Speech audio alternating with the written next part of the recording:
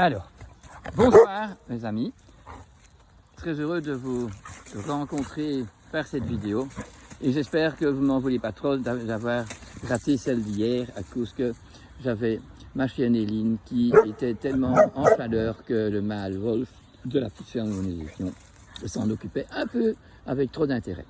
Voilà, donc désolé pour hier, alors aujourd'hui j'espère que ça ira mieux.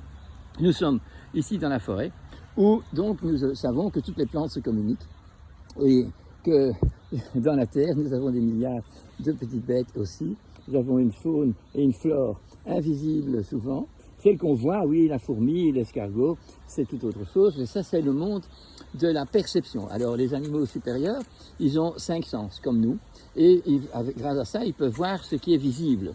Mais la visibilité d'un chien ou d'un vautour n'est pas du tout la même chose, et les humains, eux, ils ont donc toujours une possibilité de rentrer dans la compréhension de ce qu'ils voient.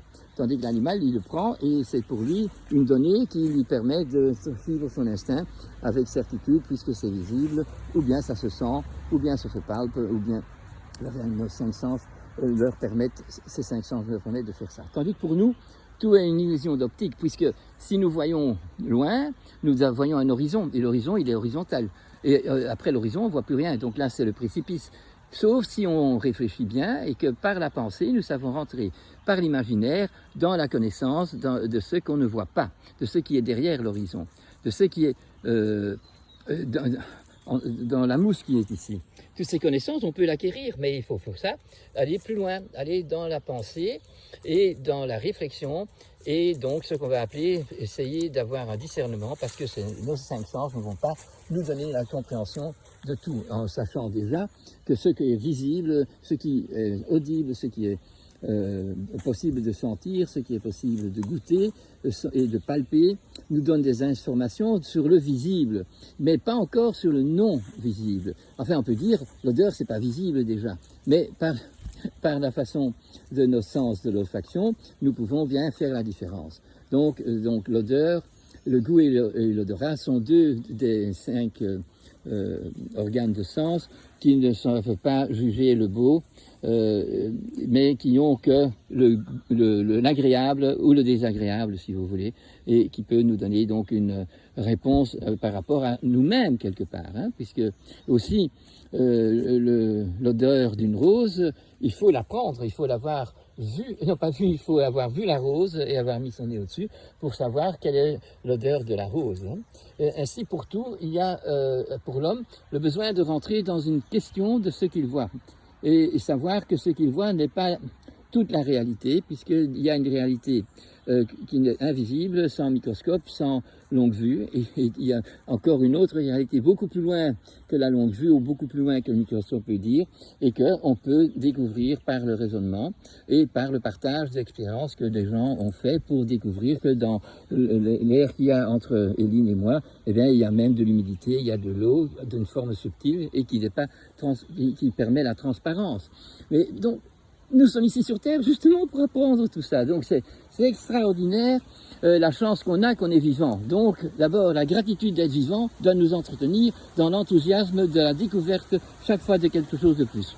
On doit savoir que si nous avons une solution qui est absolue, eh bien, elle est de toute façon aberrante. Puisque si je suis absolument convaincu que par un médicament ou par un vaccin, je serai aboli de toute possibilité de maladie virale, je suis quand même un imbécile, hein, puisque là, je dois d'abord savoir que le virus, la bactérie, est un élément qui vient s'éveiller et qui vient me donner la possibilité de retrouver mon immunité.